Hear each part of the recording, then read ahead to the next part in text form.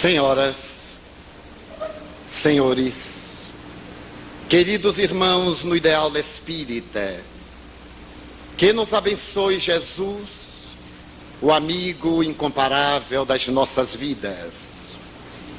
Afirmava Cícero que a história é a pedra de toque que desgasta o erro e faz brilhar a verdade. E é através da história que iremos encontrar nos seus mais extraordinários fastos a realidade do princípio imortalista da vida e as sucessivas experiências carnais que ele desenvolve até atingir a sua plenitude, aquela fatalidade para a qual está destinado. Até onde a nossa mente possa recuar, conforme afirma Shiro Shidanto, a reencarnação tem sido a alma da historiografia da humanidade. Na velha Índia, no silêncio das cordilheiras mais altas, nas elevadas montanhas do Tibete, os pensadores mergulharam na intimidade do mundo íntimo para interrogar-se: quem somos, de onde viemos, para onde vamos, por que sofremos? E através deste mergulho na intimidade do seu ser eterno, encontraram a resposta da preexistência da vida ao berço e da sobrevivência à disjunção molecular no túmulo. As obras memoráveis que legaram à posteridade, o Bhagavad Gita, os Upanishads, os Vedas, relatam com abundância de detalhes a destinação libertadora da alma nas suas sucessivas romagens carnais para desenvolver a centelha luminífera do amor de Deus que jaz momentaneamente enclausurada na indumentária fisiológica. Quando Krishna convida Arjuna para a grande batalha no país da consciência, estabelece como característica fundamental a certeza inabalável de que esta luta que todos os homens travamos deverá ser coroada pela vitória do bem contra as paixões dissolventes, abesquiantes, que fazem parte do primarismo ancestral das nossas experiências atávicas, quando na condição de psiquismo dormimos na pedra, sonhamos no vegetal, adquirimos sensibilidade no instinto animal e logramos a inteligência e a razão entre os hominídeos, marchando para a angelitude entre os seres liberados da forma humana. Arjuna, fascinado pela beleza lírica de Krishna, recebe a orientação do grande enviado de Deus para desenvolver as aptidões que lhe jazem natas e lograr esta vitória, que será o coroamento da batalha que não cessa na intimidade dos próprios sentimentos. Mais tarde, Lao Tse, estabelecendo as bases históricas do seu povo, prepara as normativas evolutivas dentro da organização familiar, estabelecendo a necessidade de o homem recuar no seu passado histórico para encontrar a realidade eterna que o leva a mergulhar na carne, a liberar-se dela, a retornar ao invólucro carnal, até que a sabedoria se lhe aloje nos sentimentos e na consciência, e ele já não mais necessite deambular pelo país de sombras. Posteriormente, o príncipe Sakyamuni, ao iluminar-se a sombra da árvore bode, terá a oportunidade de escrever que, enquanto raga a paixão, se demora mesquinhando o homem, a alma tem necessidade de retornar, até um dia fundir-se no avatar divino, onde se preenche do nirvana e passa a fruir da felicidade total. Posteriormente, o livro dos mortos no Egito, o papiro Anana, estabelece a necessidade de um homem mergulhar na carne para depurar-se no rio da evolução ininterrupta e poder gozar da plenitude que felicita os deuses, desejando na doutrina esotérica ou iniciática ter uma linguagem para aqueles que podiam abeberar-se da fonte generosa da sabedoria, e uma outra para o exotérico, o profano, incapaz de logicar e de entregar-se aos sacrifícios. Os egípcios estabeleceram que há um fenômeno de metempsicose, através do qual os bons retornam à forma humana e progridem, e os maus momentaneamente se investem da aparência animalesca para poder expungir nas formas primitivas aqueles delitos praticados e que não foram justiciados nem reparados pelas legislações humanas. A conceituação da metempsicose permanece no Egito, enquanto mais tarde o Torá e a Bíblia estabelecem na boca profética a necessidade de mergulhar na carne para depurar-se.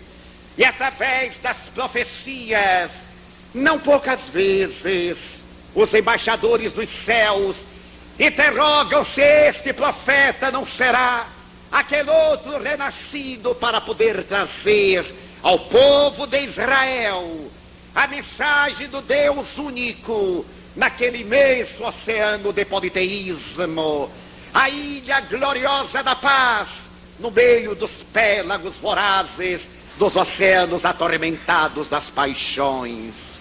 Mais tarde, ter-se a oportunidade de ler no Talmud a informação dos renascimentos, graças aos quais o ser eterno se depura para conseguir a sua realização interior e a convivência com Deus. A Grécia, herdeira imediata das tradições egípcias e indianas, estabelece na boca de Platão a necessidade de tornar a nascer, porque a vida é um sonho e que o homem se recorda das experiências anteriores, estenda a viver na terra, ele realiza uma experiência de recordações. A palavra de Platão parece sair da boca de Sócrates, adotando a conceituação dos daimons, ou daimoniones, que eram os anjos tutelares da família, que traziam a noção de eidos, a ideia desse mundo transcendente de onde viemos e para onde inevitavelmente retornaremos. O conceito platônico da vida está adstrito a esta dicotomia do ser e do não ser, da realidade aparente e da realidade causal, em que o espírito eterno mergulha no corpo sem nascer e abandona a roupagem física sem morrer, retornando sempre ao mundo das ideias, de onde procede toda a sabedoria. Mais tarde, essa mesma doutrina chega à Península Itálica, através de Pitágoras, em cujo nome está íncita a realidade metafísica, porque seria ele o filho de Pitia e de Guru, que abre a sua escola iniciática, colocando na entrada da caverna esculpida na pedra, esta extraordinária ideia libertadora.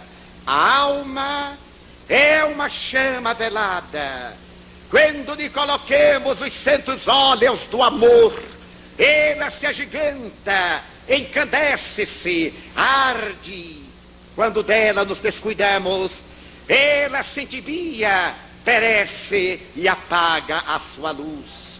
A Itália é herdeira natural, especialmente a velha Roma, da doutrina ancestral da Índia e do Egito nos monumentos iniciáticos, que mais tarde se transferirão para as Gálias, cujas tradições, já por volta do século I do cristianismo, estariam sendo divulgadas pelo sacerdote druida Allan Kardec, que adorava o Deus Dispater, o Deus da fraternidade, que vivia numa alimentação vegetariana, preconizando a multiplicidade dos renascimentos e ensinando a solidariedade.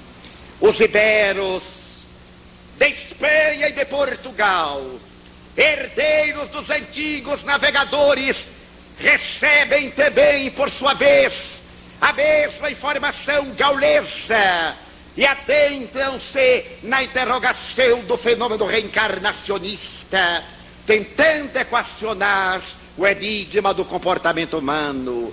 E, todavia, Jesus, este hífen de luz que liga a criatura ao Criador, quem melhor estabelecerá as linhas básicas da reencarnação no memorável diálogo com o Dr. Dalei Nicodemos. Será ele que irá estabelecer a necessidade imperiosa de nascer de novo da água e do Espírito para entrar no reino dos céus. Será ele quem definirá as linhas do comportamento, através da conduta do amor, que cobre a multidão dos pecados, para facultar ao homem seu autodescobrimento e a sua felicidade. O Evangelho é todo hino de exaltação à doutrina reencarnacionista, através da qual se pode ter dimensão da divina justiça e da sua sabedoria imarcessível em relação às criaturas humanas na terra. Posteriormente, depois que parte Jesus da terra, Tertuliano, o extraordinário doutor da igreja cristã primitiva, recordando-se do apóstolo Paulo, quando se refere aos corpos carnais e aos corpos espirituais, a necessidade da vivência da caridade libertadora, assevera na sua doutrina da apologética a legitimidade do fenômeno reencarnacionista como sendo meio purificador, a realidade expurgadora para o espírito necessitado de paz. Orígenes, a quem a doutrina cristã primitiva deve a doutrina dos princípios, confessava que os hebreus primitivos, esse fundamenta em Flávio Joséfo, acreditavam na reencarnação, e ele próprio não vê qualquer dificuldade entre a crença da reencarnação e os postulados admiráveis apresentados por Jesus. Mais tarde, Eusébio estabelecerá na reencarnação a base para o homem se libertar e no sacrifício, uma das maneiras de liberar-se da necessidade dos renascimentos. Santo Agostinho terá ensejo de dizer na sua doutrina das confissões que antes de ele ser o que era, não seria lícito crer-se que ele houvera vivido no ventre de outra mulher. E tenho a oportunidade de dizer que Plotino parece ressuscitado com as lembranças admiráveis de Platão. Tais as similitudes entre o caráter, a cultura, a doutrina desses admiráveis pensadores que estão distantes quase 300 anos. A doutrina neoplatônica de Alexandria, que viceja a partir do século II até o século IV e meio, é toda ela uma primavera reencarnacionista, até que mais tarde, por ocasião do Concílio Ecumênico de Constantinopla, é apresentado um edito, graças ao qual a reencarnação é considerada doutrina arbitrária, que deve ser banida dos cânones, e a partir desse momento ela se torna herética, mais ou menos por volta do ano de 555, naquele concílio que se alonga até 558.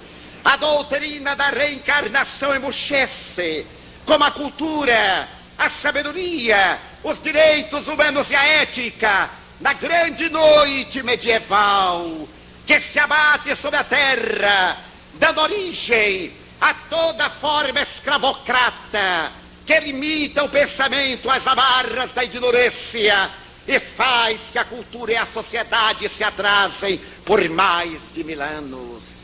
É a posteriori, ao se acenderem as luzes do século XVI, quando Lord Bacon, pensando acuradamente na necessidade de filosofar, de arrebentar as heranças ancestrais da cultura medieval e escolástica, logo depois do brilho da Renascença italiana, logo após o crescimento da terra com a navegação, a conquista do caminho marítimo para as Índias, o Tratado de Tordesilhas, logo depois que Galileu se atreve a arrebentar o sistema geocêntrico e vai condenado, acompanhado pelos grandes pensadores da astronomia, que Lord Bacon propõe uma filosofia superficial, afirma, conduz a mente do homem ao materialismo, ao cepticismo. Uma filosofia profunda leva o pensamento do homem ao verdadeiro espiritualismo, à religião. E Lord Bacon abandona a ignorância medieval para ser um pioneiro da filosofia empírica. As suas ideias se agrandam e logo depois Renato Descartes, em França, apresenta o pragmatismo filosófico como sendo uma necessidade de crer através da vivência, da experiência pessoal. Blaise Pascal, entregando-se às elucubrações matemáticas, sente uma compulsão mística e escreve o seu célebre Le Pensée, abrindo espaço para uma convicção de natureza eminentemente religiosa. Leibniz, fascinado pela colocação liberal, ergue-se contra a religião tradicional e enseja que se faça uma ponte entre a intolerância dele, Leibniz, e o pensamento extraordinário de Descartes, pela colocação de Thomas Reid, que examina a necessidade de um homem não se deixar empolgar pelos extremos filosóficos, nem aquele sentido arbitrário de Leibniz, nem tampouco a liberação de natureza cartesiana no imediatismo pragmático. O homem tem o direito de pesquisar, de fazer as suas análises, de interrogar-se, e enquanto as elucubrações ganham espaço, ressurge o pensamento do tradicional atomismo grego, através dos negadores da alma, que estabelecem a morte da vida no instante da disjunção molecular. Mas logo de imediato, nestes gabinetes e escolas de filosofia, surge o pensamento de Jean-Jacques Rousseau, que apresenta o seu célebre do contrato social, a necessidade de uma alteração nos cânones da vida que apesar de não estar mais na treva medieval, ainda permitem esses cânones que se arranquem as confissões com ferro em brasa, com azeite fervente, que a roda estrangule os indivíduos, permitindo que se levante o conde de Beccaria para profligrar contra a pena de morte e estabelecer a necessidade de uma justiça que deveria reger os destinos humanos a partir de então, em uma pequena obra que será a base do novo conceito de direito e de justiça, Dei delite e Dei pene, que irá ensejar aos revolucionários do século XVIII, a Voltaire, a Condorcet, a Diderot, a Montesquieu, o brado de libertação francesa contra a intolerância da Casa dos Bourbons, que ao ser derrubada a Bastilha, mais do que a miseranda fortaleza medieval, era derrubada de uma era, para que nas páginas serenas da justiça a liberdade pudesse escrever os direitos do homem, ainda hoje desconsiderados ou textualmente ignorados. O século XIX rompe agora o Eldorado pela ideia de libertação, e quando as tubas napoleônicas fazem-no assentar os arraiais em Paris, em 1802, na condição de primeiro magistrado, parece que a humanidade respira um clima de expectativa, porque nesse mesmo período ele tem o desejo de consagrar-se imperador, o que logra no dia 2 de dezembro de 1804, na Catedral de Notre-Dame. Aqueles ainda eram os dias arbitrários da negação de Deus.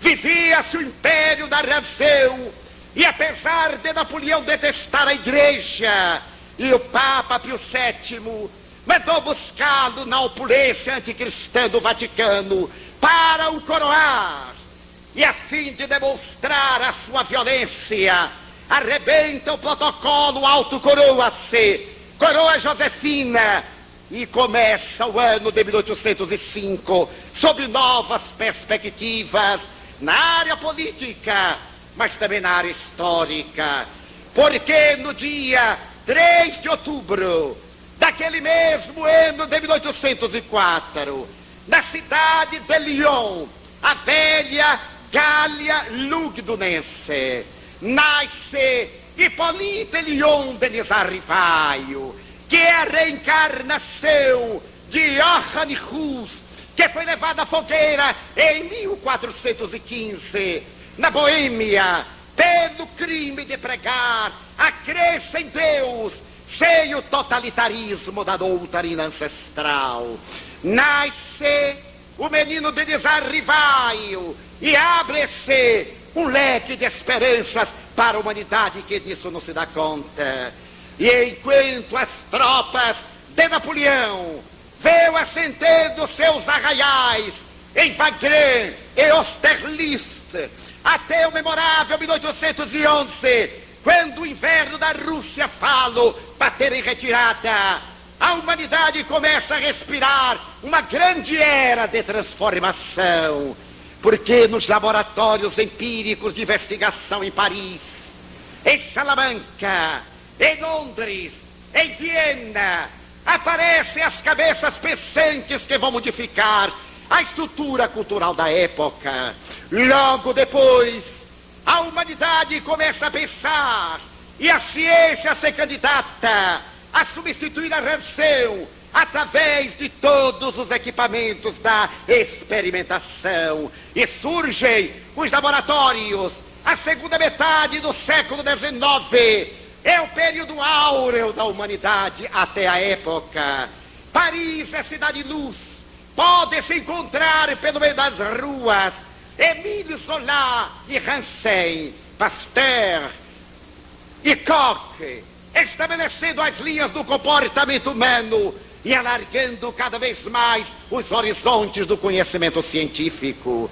No dia 18 de abril de 1857, o professor Rivaio apresenta o Livro dos Espíritos, E a reencarnação vai proclamada como sendo a resposta de Deus às necessidades humanas, a chave que abre todos os mistérios, a maneira de equacionar a problemática do homem.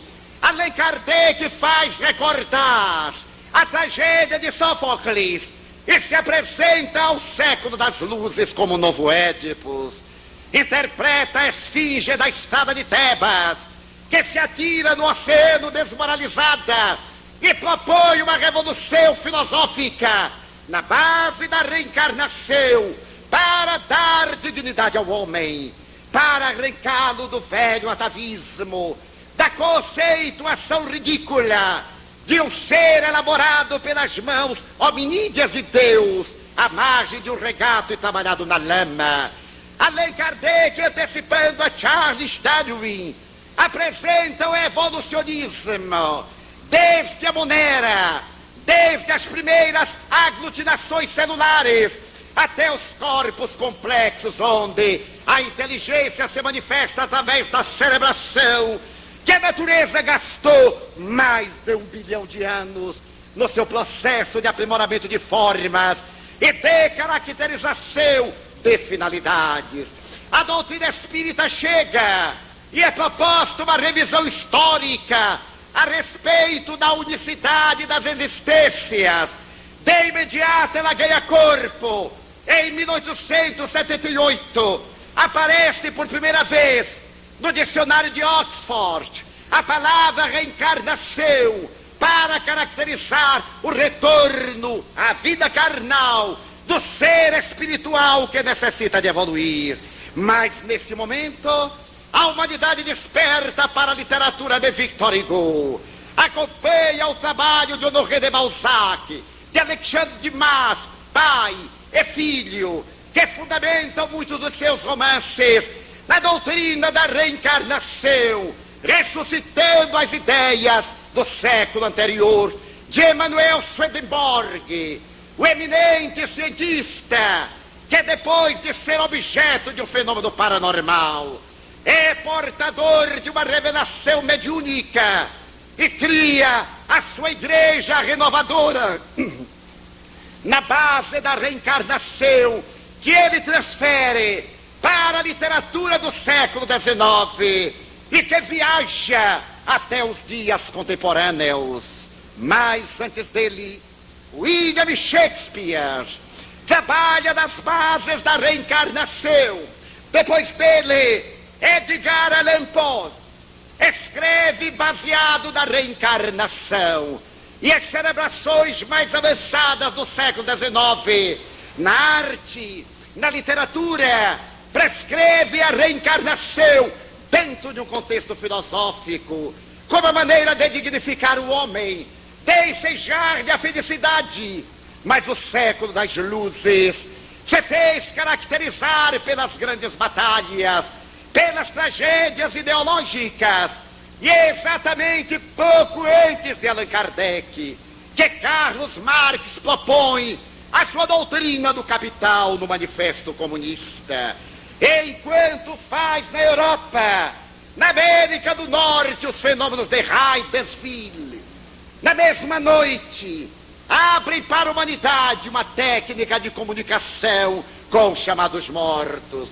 Quando posteriormente Hegel e Engels, Hegel que era reencarnacionista, como também Nietzsche, segundo estudiosos da sua programática cética, Hegel estabelece as linhas de uma sociedade mais justa e propõe uma doutrina revolucionária, mais ou menos no momento em que Bloch enseja a psicologia, a chamada doutrina organicista, ao detectar o centro da palavra na terceira circunvolução esquerda, facultando que os fisiologistas crescem que todas as funções deveriam necessariamente ter um órgão correspondente para atendê-las.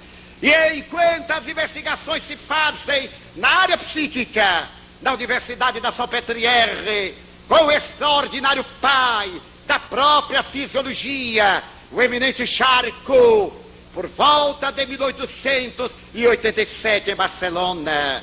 Um admirável investigador utiliza-se do velho mesmerismo, que passou para a fase da hipnologia, levando seus pacientes à regressão de memória e constatando a vida antes da vida.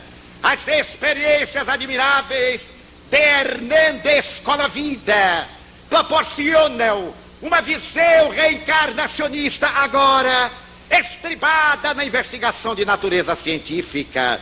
Os trabalhos de Colavida são mais tarde corroborados por Tartaruga, por Bouvier e posteriormente pelo conde Alberto de Gland de Rochat, que à época era o diretor da Escola Politécnica de Paris.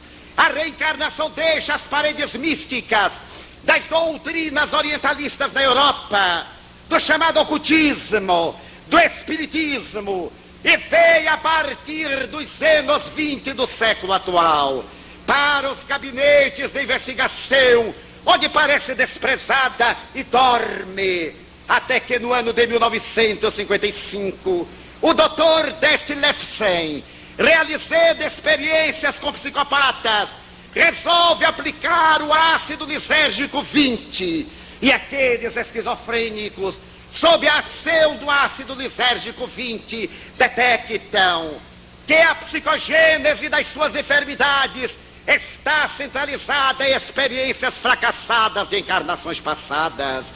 Desejando prolongar as suas experiências, eis que ele insiste ainda mais e abre espaço para que outros investigadores ganhem campo nesta área admirável, como se deu com o Dr. Stanislav Grof, que na Tchecoslováquia, realizando experiências equivalentes e estando sob o talante da doutrina comunista da época, resolve transferir-se para a América e cá nos Estados Unidos aplica a técnica da hiperventilação, utilizando-se do conhecimento ancestral da Índia para libertar das causas os pacientes que sofrem os efeitos psicopatológicos dos seus distúrbios emocionais.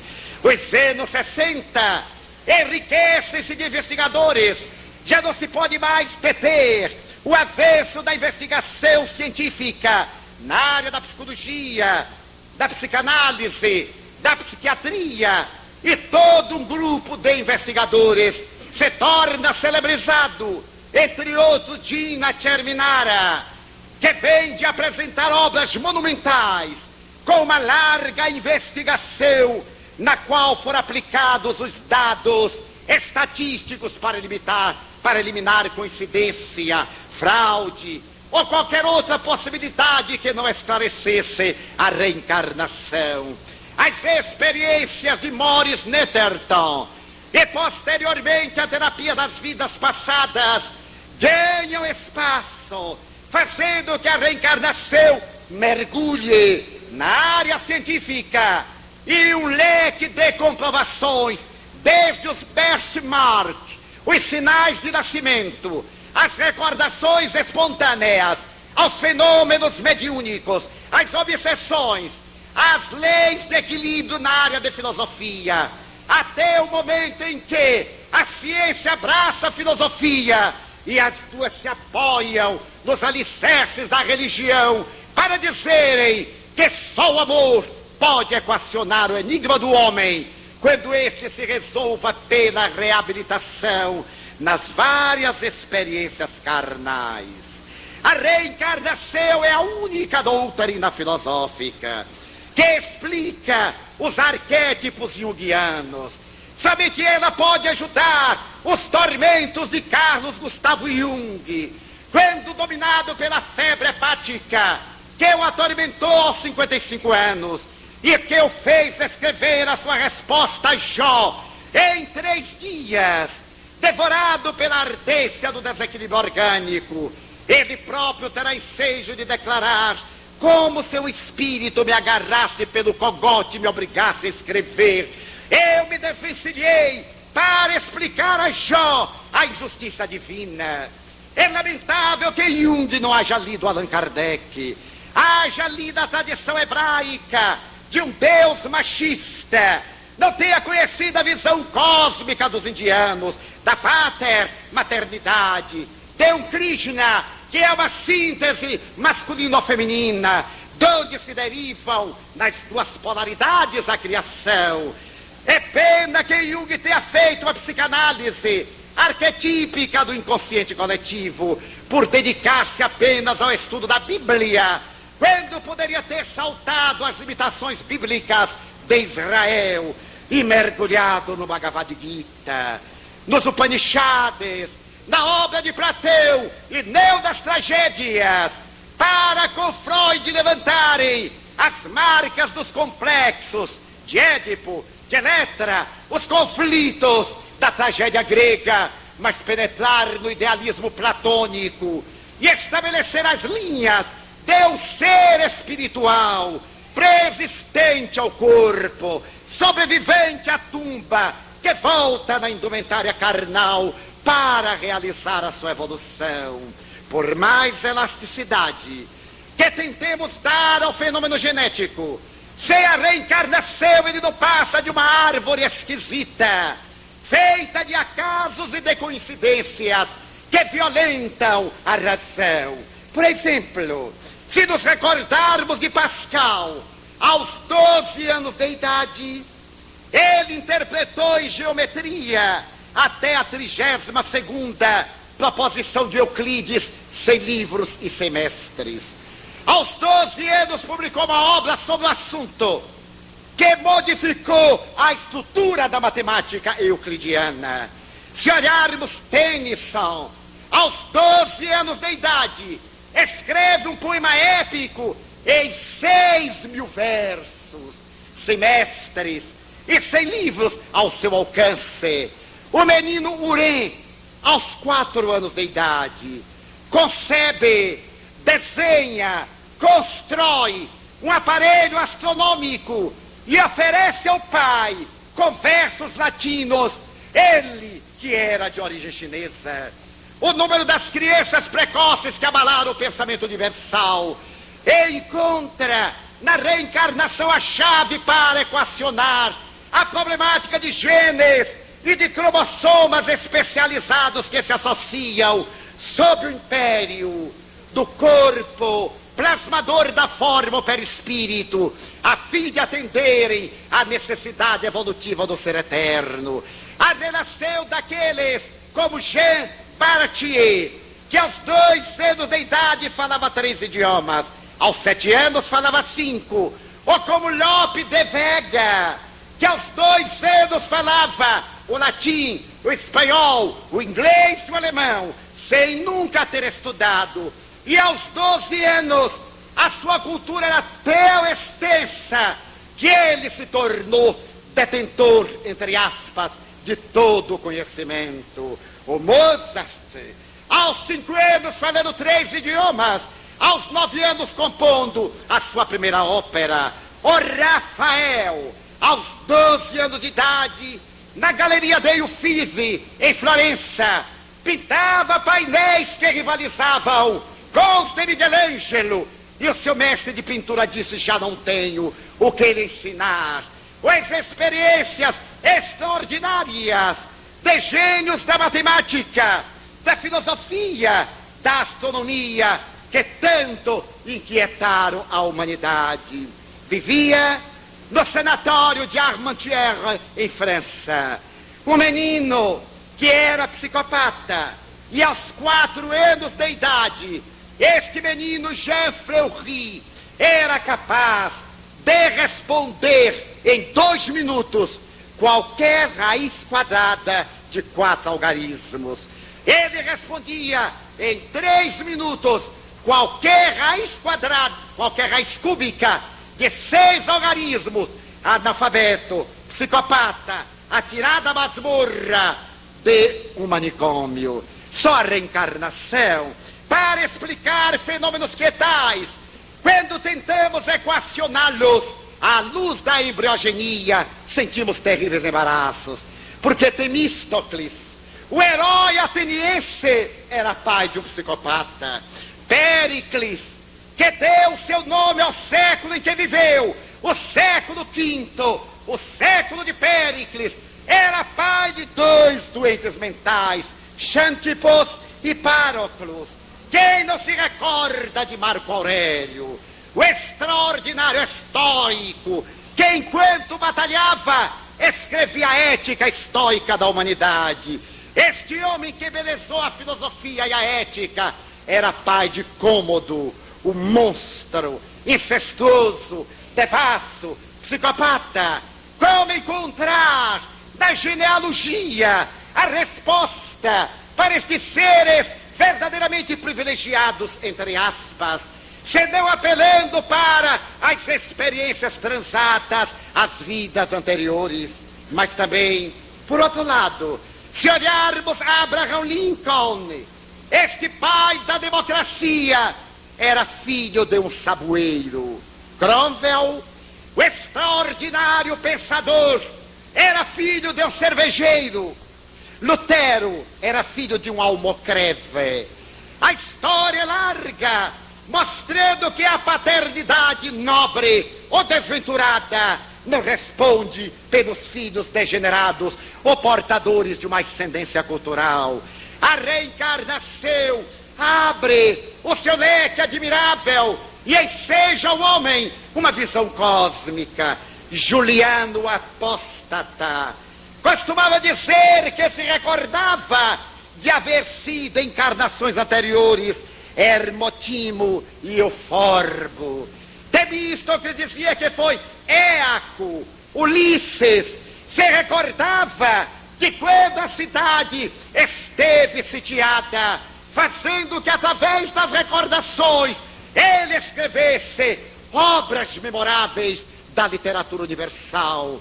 A reencarnação é a luz que se projeta no enigma do déjà vu da psicologia, explicando a simpatia, a antipatia, as preferências desta e daquela natureza, os ódios, os afetos arrebatados e as grandes paixões.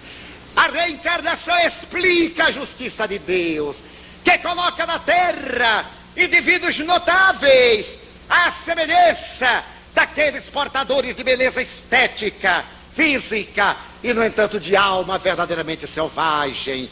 Quando nos recordemos de homens portadores de uma beleza e de mulheres sedutoras e arrebatadoras e de alma assinalada pela miséria moral, e vemos um Corcunda de Notre Dame assinalado pela ternura diante de Esmeralda, na concepção uguana, quando vemos o belo confraternizar com o monstruoso, ou quando vemos este desdobrar a beleza que lhe jaz inata, somos convidados a recordar a presença das experiências anteriores que nos equipam para as atividades da vida atual. A reencarnação demonstra o amor de Deus que a ninguém condena. Ninguém é esquecido da magnificência divina.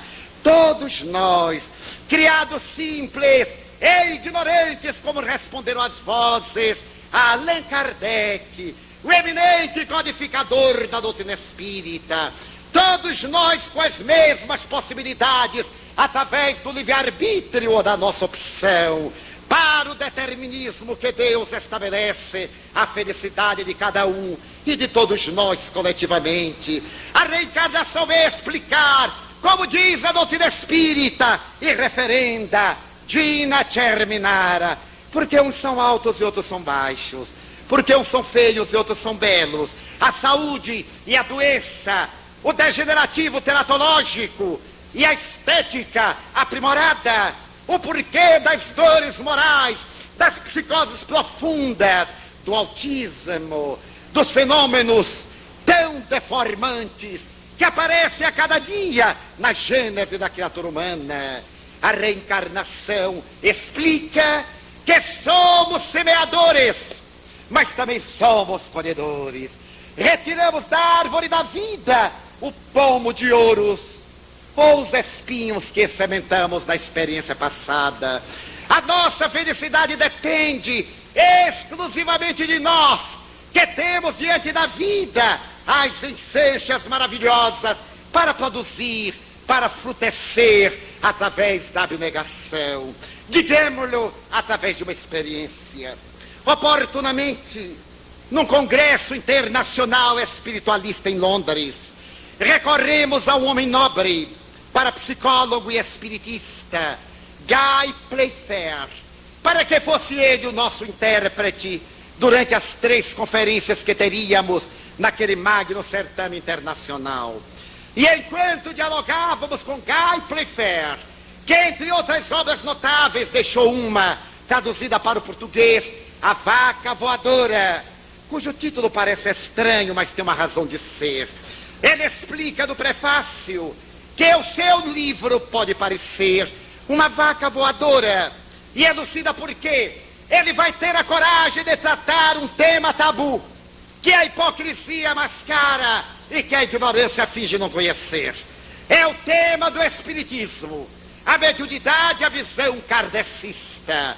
Então ele concebe que um casal típico britânico está sentado no seu apartamento em Covent Garden e subitamente a esposa chega à janela enquanto o marido lê o jornal e ela se espanta e diz para o marido: venha depressa, venha ver uma vaca voando. Ele meneia a cabeça, olha para ela, sorri e continua lendo o jornal, porque ele sabe que as vacas não voam. Assim aqueles, quando ouvem falar de espiritismo, também pensam que são as mensagens espíritas sintomas de vacas voadoras. Guy Playfair, no diálogo que tivemos, eu lhe perguntei, já que o nosso tema eram provas científicas da reencarnação, se poderíamos citar as provas clássicas. Ele sorriu com seu fair play britânico e me disse: Divaldo, as provas clássicas estão nos livros. Qualquer pessoa que tenha interesse e que seja uma pessoa lúcida culturalmente, vai às fontes históricas, vai às pesquisas. Eu, porque conheço a mentalidade britânica, sugeriria que você contasse uma experiência pessoal. Com a minha mentalidade latina, eu digo, mas isto no Brasil pode parecer projeção da imagem, pode parecer uma preocupação autobiográfica. Eles não vejo por quê. As provas que todo mundo já leu, todo mundo já sabe. Mas a experiência de cada um é valiosa e só a pessoa sabe. Então é justo que você conte alguma experiência de reencarnação, se é que você tem, porque ela irá ser considerada, discutida, questionada. E o que é importante, se algum investigador merece fé, você também merece até prova em contrário. Senti-me estimulado, dialoguemos, e ao terminar a conferência, eu narrei uma experiência de reencarnação, que me permito a licença de aqui repeti-la, com detalhes antes não revelados. Recordo-me, dizia no momento, de que a minha infância foi caracterizada pela melancolia. Eu sentia uma saudade imensa de algo que eu não podia precisar. Morando numa cidade do interior, Feira de Santana, em uma casa cujo quintal era uma roça, com mais de 300 metros de comprimento, eu me perdia no matagal, procurando nas coifas, entre as touceiras de capim, algo que eu não sabia exatamente o que era. Eu olhava de longe e via aquela touceira de capim cheiroso. Corria e abria com avidez, na certeza de que ali estava o meu tesouro, e me frustrava, caindo num pranto demorado, porque eu não encontrava aquilo que queria. Aos 3, aos 4 anos, aos 6 anos, quando eu já podia trepar nas árvores frondosas, cajueiros que jogavam suas galhadas no chão, mangueiras e jaqueiras imensas, eu tinha a impressão que, além da folhagem, estava aquilo que eu buscava. E sentia-me a caminhar num corredor escuro, abaulado, em que eu escutava os meus passos e um planger intermino de sinos que me falava sobre o De Profundis. Era um planger de sinos definados. A dor me dominava a alma A mediunidade desabrochou a partir dos 4 anos e meio. E até os 10, 12 anos, esta melancolia que me fazia ajoelhar sobre grãos de milho na igreja, sobre pedras de sal, com o joelho desnudo, para poder lapidar algo que tampouco eu sabia o que era. Aquela busca de Deus, a busca do Calvário, a paixão que me demorava na igreja em jejum, desde a quarta-feira de trevas até o aleluia, nutrindo-me apenas de água, naquela busca e chorando o Calvário de Jesus. A lapidação, aquela dor, aquela melancolia intermina, assinalaram toda a minha infância. Foi uma infância melancólica, que a partir dos fenômenos mediúnicos se alcandoraria de luz e de alguns momentos de alegria até a idade da razão feliz. Posteriormente, veio a proclamação da paz. Ainda me recordo de quando o repórter Esso fez proclamar ao Brasil: acabou a guerra. E eu escutei a Marselhesa. Aquela música encheu o ar e eu me dei conta que eu a conhecia. Era-me tão familiar que eu comecei a balbuciar alguns dos seus versos que na minha imaginação eram figurativos e eram lúdicos, elaborados pela mente em febre de um adolescente. Os zenos se dobraram e através da sua sucessão eu nunca me pude libertar dos corredores sombrios, daquele ambiente ovalado, do planger do sino e da busca de alguém. Era alguém. Outras vezes sonhava ininterruptamente que estava no lugar e um bandido se adentrava e me roubava um tesouro. Por mais bem guardado que estivesse, o tesouro me era roubado e eu entrava no estado de pânico, de horror, e despertava angustiado, doente, de complexão frágil, marcado pela melancolia. Esses estados oníricos eram o meu temor de dormir, porque à medida que eu mergulhava no sono, vinha o sonho. Quando me adivinham os estados febris, eu me sentia uma carruagem puxada por 6 cavalos, um cocheiro sentado em cima, e de imediato uma chuva de primavera, a estrada lamacenta e o eixo central da carruagem partindo e eu tendo que saltar.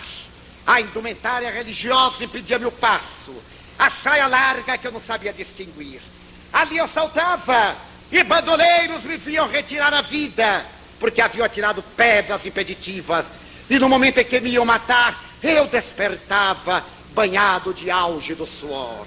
Os anos se sucederão até por volta de 1975, angustiando-me, afligindo-me, diminuindo-me as horas de sono, até eu ter no máximo 4 horas de sono continuado numa noite normal. Mas no ano de 1967, uma série de circunstâncias que seriam elas fastidiosas e narradas, eu fui pregar em Portugal no período salazarista e na Espanha durante o regime franquista. Estando ali e percebendo que me poderia alongar a França, a Paris, onde um casal amigo me brindara a oportunidade de receber-me pelas suas vinculações com amigos muito queridos do Rio de Janeiro, eu resolvi ir a Paris. Ficaria 3 ou 5 dias, a depender do que eu experimentasse. Viajei, saltei no aeroporto de Boucher e fui imediatamente para a residência da família, que gozava de uma situação privilegiada. Ele representava o Brasil, a Petrobras, junto às autoridades francesas. Ela, irmã de amigos meus íntimos no Rio de Janeiro, cuja família perderam um filho, e eu fora o médium que lhe psicografara um número enorme de mensagens. A primeira noite, naquela casa confortável, no mês de agosto, fazendo calor normal, fora-me das mais penosas. Eu tinha a sensação de fantasmas. A palavra é fantasma. Esses fantasmas da ideação mental, essas formações ideoplásticas que me angustiavam no quarto e que me levavam a um quase estado de estupor. Resolvi então levantar-me e não dormir até o dia seguinte, quando despertei ou me apresentei, assinalado pelo cansaço, pelas olheiras, e a família, muito preocupada, procurou saber o de que se tratava, que eu soube desculpar, pedindo apenas que eram emoções da viagem. Eu desejava caminhar em Paris, porque desde a minha infância eu tinha uma volúpia por caminhar. Andava até desmaiar. Adulto, realizando conferências no Rio de Janeiro, eu saía da Avenida Passos após a palestra na Federação Espírita Brasileira e até a Rua Marquês de Abrantes, onde me hospedava, quase 5 quilômetros, para poder então descarregar o excesso de emoções, mas sem que eu conhecesse o que era um mantra, o que era uma meditação profunda. Eu ia realizando palavras mântricas sem dar-me conta. Naquele dia em Paris, agosto de 67, eu pedi aos meus anfitriões que queria caminhar, queria ver a cidade no contato com as pessoas, sentir as pessoas. Eu desejava esta comunhão. Eles perguntaram se eu não iria perder. E eu lhes expliquei que baiano não se perde nunca, em lugar nenhum, e que afinal eu poderia telefonar de qualquer lugar, dizendo onde estava, e eles me orientariam. Saí sob uma terrível opressão. Peguei um metrô qualquer, sem destino, e saltei no terminal. Era um terminal de metrô e de ônibus. Peguei um ônibus que se destinava a Versailles. A palavra me estava na mente, porque qualquer pessoa de nível médio sabe que Versailles foi o nobre palácio dos reis, o grande museu da Europa. E então eu deixei ali ficar, porque eu precisava de ar. O ônibus abandonou a circunvolução parisiense, adentrou-se pela banlieue, dirigiu-se pela longa rota que leva a Versailles. Subitamente, ao atravessar um bosque, uma força imperiosa fez-me saltar. Ao primeiro ponto, sem eu saber onde estava, eu saltei e me dei conta que os carvalhos me eram familiares. As árvores de abetos, a flora, aquele ambiente perfumado, apesar de ser agosto, me era tão familiar que toda a constrição me desapareceu. Fui andando sem destino. Encontrei uma estrada real calçada a pedras que levava ao monastério. Segui até uma casa imensa, conventual, e chegando ali uma força incoercível levou-me a usar a aldraba e bater a porta. Atendeu-me pela portinhola uma monja muito jovem, falando fluentemente francês, como é óbvio, e que naquele momento eu entendi. Eu achava curioso que eu vivia um fenômeno de dupla personalidade. A minha personalidade normal, o meu eu, e uma personalidade estranha, vigorosa, temperamental, magoada. Quando ela me perguntou o que desejava, sem me dar conta, eu lhe respondi que desejava falar com a Madre Superiora. Ela disse que não era possível. Eu argumentei que desejava visitar o monastério. Ela disse que não era dia de visita. Era uma segunda-feira em que os monumentos públicos na Europa em geral estão fechados aos turistas. Ademais, dizia, aqui é um convento de religiosas, não tem nada de especial. Eu lhe pedi que chamasse alguém, porque eu tinha uma necessidade tremenda de adentrar-me naquela casa.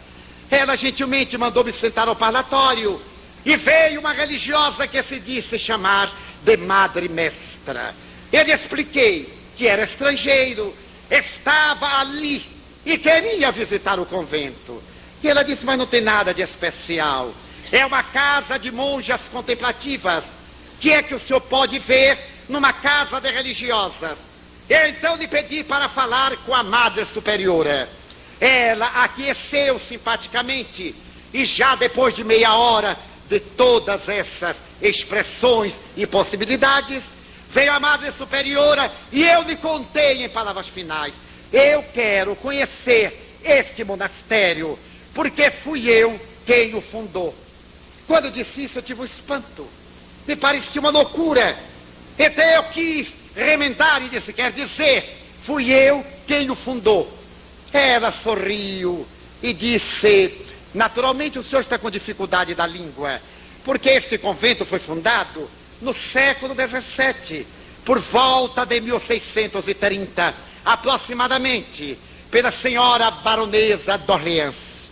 Eu disse: não, senhora, o convento foi fundado por mim.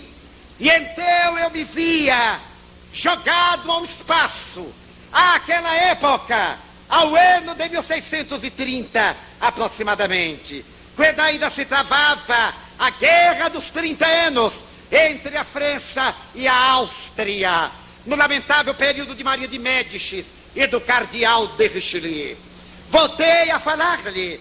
Ela sorriu e disse: naturalmente, o senhor está brincando. Como poderia o senhor ter fundado o convento se o nosso fundador já morreu faz tanto tempo? Eu disse: mas eu sou o fundador do convento, reencarnado. Ela me pôs a mão no ombro maternalmente. Era a época, uma senhora de 70 anos, Madre Marie, e me disse: meu filho, vá para casa, você deve estar muito cansado, são as emoções de Paris e de Versailles, você deve... Eu digo: não, senhora, eu fundei esta ordem contemplativa para poder dignificar as monjas que se dedicavam ao turfe e que naquela época, embora tendo feito votos, viviam em uma vida totalmente profana. Ela disse: você poderia me dar alguma prova, alguma evidência disto? Eu lhe respondi: como não? Eu me lembro, por exemplo, da cela que me pertencia, onde orava. Ela fica na parte posterior da clausura. E ainda me lembro de uma Madonna que está na parede que eu deixei e que se encontra queimada por uma vela graças a um acidente. Reza uma tradição, madre, que aquela personagem, que eu declinei o nome, era tão mística e tão religiosa, parecendo purificar-se da vida interior, que ficava de joelhos tanto que logrou cavar, desgastar a pedra no lugar em que ele se punha ajoelhado. Ela então me olhou exclamativamente e me perguntou: como o senhor sabe? Porque isto não consta dos anais históricos da nossa casa. Eu disse: madre, eu me lembro, eu necessito de voltar ali, eu tenho que ver a minha cela. Ainda me lembro do cátare, do touro de madeira, sobre o qual eu colocava a cabeça. Ela disse: mas é impossível. Se você tem conhecimento religioso, sabe que nenhum homem pode atravessar a clausura, exceto o confessor, ainda mais numa ordem contemplativa. Eu disse: mais uma outra passagem, por trás do altar-mor, que sai além da clausura, no imenso corredor que leva às celas. Era o meu corredor escuro. Ela me olhou e disse: o senhor sabe? Mostre-me. Eu me levantei, e apesar daquela induceu, deu uma personalidade superior à minha, que vinha do meu mundo inconsciente. Eu olhei para trás enquanto caminhava e não pude soltar o sorriso, porque enquanto eu ia à frente, ia em ordem a Madre Superiora, a Madre Mestra e a freira da portaria. Quando eu olhei para trás, algo disse dentro de mim, como antigamente, as freirinhas correndo atrás. Fui andando, adentrei-me pelo corredor, cheguei à cela e disse para ela: esta era a minha cela. Àquela época, este convento situava-se dentro dos domínios de Tamblé. Ela disse: agora o senhor vai me explicar este negócio. Mandou-me sentar e falamos. Era pela manhã. Almoçamos. Veio a tarde e lanchamos. E continuamos a falar. Ficamos amigos. Ela me mandou levar a Paris, porque eu não sabia voltar. Mantivemos correspondência. Eu lhe mandei o livro dos Espíritos enquanto estava em Paris naqueles dias. Fui revê-la mais tarde em Bruxelas, em outra casa-mãe, na qual ela viria a desencarnar aos 84 anos de idade. Quando lhe narrei as experiências de que eu me recordava, a mística daquela personagem. Ela me disse: que extraordinária doutrina esta. É pena que a minha idade não me permita voltar atrás para adotar o comportamento reencarnacionista. E ele disse: não tenha remorso, porque se a senhora adotar a reencarnação na vida profana, será apenas uma reencarnacionista a mais. Porém, se a senhora for uma religiosa que aceita a reencarnação, será, quiçá, em França, a única que com seus votos perpétuos tem a visão cósmica da divindade. Marie Antoinette, fiquemos amigos, não somente dela, mas da Madre Mestra.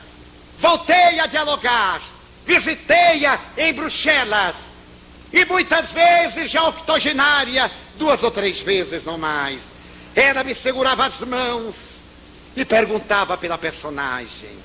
Ofereceu-me um livro que um amigo me havia dado exemplar em espanhol no ano de 1950 e que eu estive compulsando hoje. Ele me disse naquela ocasião, lendo esse livro, no dia em que me conheceu: eu me lembrei de você, leve-o, e fez-me uma dedicatória. Eu achei o livro fastidioso, o autor inglês é muito pesado, é muito histórico, não me interessei, não li. Folhei algumas páginas. Mais tarde, dialogando com Chico Xavier a respeito de reencarnação, e lembrando-me de uma sua reencarnação, é que ele era capaz de recordar de uma vida do século XVI, em que repetia o De Profundis em latim, depois de experimentar a morte de um ser amado e o abandono de um filho ingrato que ele roubou todos os bens. Falei-lhe das minhas reminiscências desta personagem, e ele me disse: leia o livro. A personagem era um correio de determinadas autoridades, andava até a exaustão. Quando o terreno era acidentado, usava de seges e carruagens nas estradas impérvias da França e da Espanha, como da Itália, no seu ministério. Foi vítima de salteadores, mas a sua aparência de monge capuchinho que era, da pobreza absoluta que se entregava, e a sua paixão pelo Calvário, fazia que não inspirasse nenhum interesse dos bandidos da época. E foi esta paixão que o levou às filhas do Calvário, com a extraordinária Madame d'Orléans, a criar uma ordem contemplativa.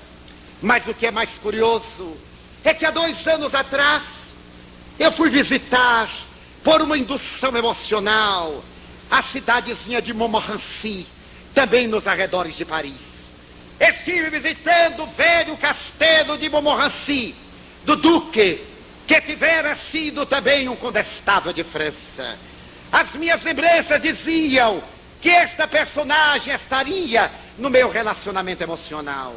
Ali estive com Nilson, sentei-me à sombra de um velho e quadricentenário carvalho, aspirei o clima, a memória se me abria, e eu pude recordar que o velho duque, quase nonagenário, amargurado pela perda da esposa, da família, se iria relacionar com um jovem monge beneditino, que seria um consolo para as suas amarguras e que o auxiliaria já no século XVII nas grandes lutas da fé.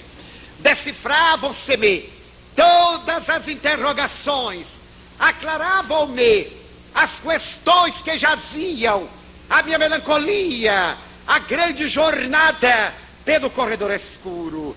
E a joia, o tesouro que me roubaram, aonde estaria aquele ser, aquela criança que me fora raptada, que me tomaram? Até hoje ainda permanece incógnita, que a reencarnação irá explicar porque a partir dali foram se diluindo os sonhos. O corredor foi desaparecendo, até que se apagou na memória chamada arquetípica do inconsciente coletivo, até que o meu consciente tendo absorvido as lembranças, retirou-as do meu estado de vinculações anteriores que me amarguravam e que entristeciam. A reencarnação planificou-me, deu-me luz. É lógico que essa personagem não foi importante. Foi um monge beneditino qualquer, anônimo. Mas eu me lembrava que ele havia nascido na cidade de Tremblay. E me recordava que no meu inconsciente sempre esteve a palavra François, da mesma forma que sempre vigeu dentro de mim a palavra Jean, que me atormentavam as duas palavras, os dois nomes, e que eu me interrogava buscando soluções. A reencarnação é a chave que nos explica. E por que não nos recordamos? É que não damos atenção a pequenas memórias que sutilmente emergem do nosso inconsciente. Todos nós temos momentos em que o inconsciente libera clichês diante de alguém simpático ou antipático, diante de uma ocorrência, de uma morte, de um trauma. E eu que passei por inumeráveis traumas, por inumeráveis mortes, vi praticamente suicidar-se uma irmã, vi morrer diante dos meus olhos um irmão de 28 anos. As trovoadas riscavam os céus. Ele amedrontado pôs os pés na cadeira. Eu também. De repente ele deu um grito e caiu, vitimado por uma hemoptise diante dos meus olhos de menino em 1941. Que vi outro morto, também vitimado pela ruptura de um aneurisma. E na rua em que eu morava, eu devo ter visto a morte de uns 10 tísicos, porque a tuberculose ancestral nas cidades do interior e na miséria socioeconômica fazia com que os portadores da bacilose de Koch se transformassem naquele aspecto típico da pessoa que morria pela falta de vitalidade. Vi morrer inumeráveis pessoas que me traumatizaram, até que criaram dentro de mim uma resignação tranquila, dinâmica, porque não é estática, fazendo que eu aceitasse os desígnios de Deus, até o dia que em 1948, ao me deslocar psiquicamente de um trem em velocidade, se é que os trens da leste andam em velocidade, a voz me dizer: é isto que tu deves fazer.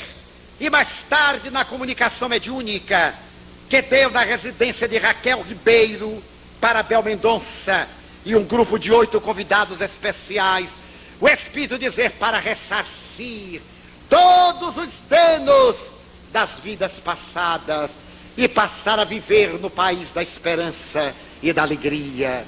Era então 1948, 41 anos depois, com a mente iluminada pela certeza da reencarnação, com o coração luarizado a respeito da justiça de Deus, que tudo quanto nos acontece é sempre de melhor para nós, que Deus é amor. Graças a esta doutrina lineal e transparente, que é a doutrina espírita, encontrei o meu lugar à sombra, não ao sol, porque não pretendo estar clareado, porém, não podendo carregar um sol, conduzo uma lamparina que me aquece e que me ilumina a vereda. A reencarnação é a prova do amor de Deus, e quem pretenda a felicidade, ame hoje, em semente, agora, e deixe que o amanhã responderá com uma farta messe de luz. Neste momento de inquietações, inspirados por Joana de Ângeles, a realizarmos este projeto, que emerge do capítulo 24 do livro Após a Tempestade, labor em equipe, quando ela nos pede unirmos-nos para estudarmos a realidade da vida e reerguermos a igreja cristã. Quando numa mensagem que psicografei em Genebra, ela volta ao assunto sobre os trabalhadores de ontem, os cristãos espíritas de agora, e que está no livro A Serviço do Espiritismo, compilado por Nilson. Vamos agora estudar a reencarnação, para ter as almas dulcificadas, para melhor entendermos a razão do nosso existir, neste momento de certezas, destas horas plúmbeas, em que apenas ao longe elucilam algumas pequenas estrelas. Não nos deixemos dominar pelas paixões perturbadoras, pelas emoções dissolventes. Penetremo-nos do conhecimento reencarnacionista. Deixemo-nos aquecer pela fé espírita. E ao invés de engrossarmos as vozes do pessimismo, temos a coragem de cantar um hino em ufania, agradecendo a Deus as suas bênçãos de cada noite e de todo dia, dizendo-lhe: Senhor, aqueles que te procuram normalmente o fazem para pedir, menos eu, Senhor, eu te quero dar. Quero dizer-te que amo a vida, que para mim é bela e é consentida. Muito obrigado, Senhor, pelo que me deste, pelo que me dás, pelo ar, pelo pão, pela paz. Muito obrigado pela beleza que os meus olhos veem no altar da natureza.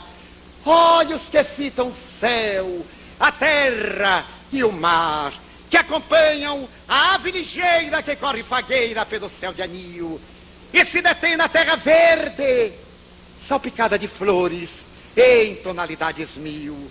Muito obrigado, Senhor, porque eu posso ver meu amor. Mas diante da minha visão pelos cegos eu te formulo uma oração, porque eu os vejo tropeçar na multidão, caminhando na escuridão.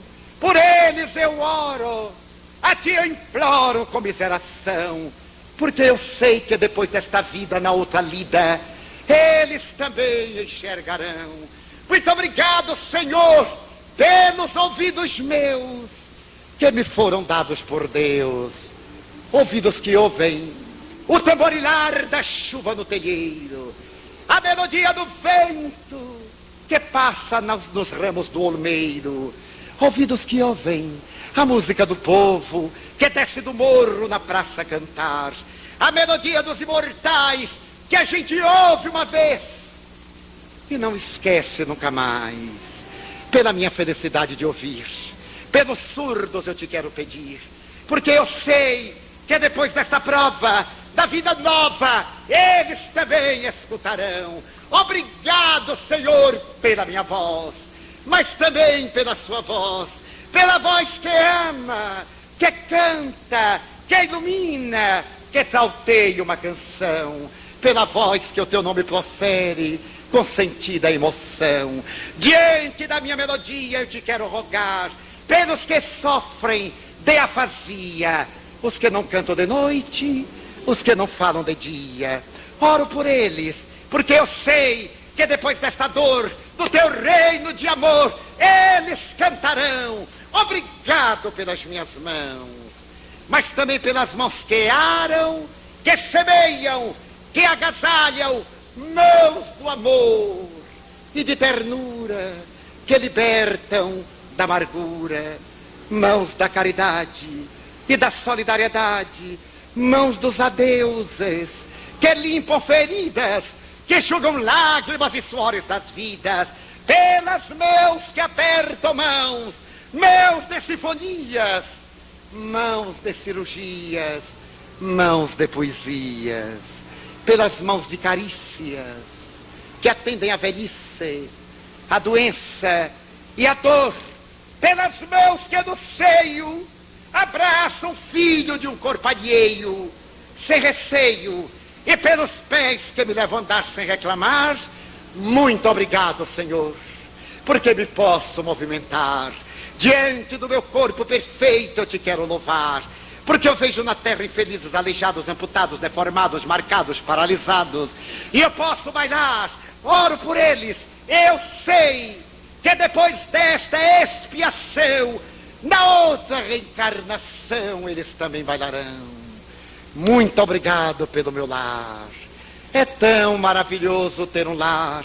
Não é importante se este lar é uma mansão ou está numa favela.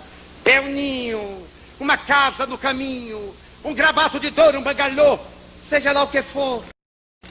Mas é importante que neste lar exista a presença do amor de mãe, ou de pai, de esposa, ou de marido, de filho, ou de irmão, um amigo, alguém que nos dê a mão, pelo menos o olhar de um cão, porque é doloroso viver na solidão.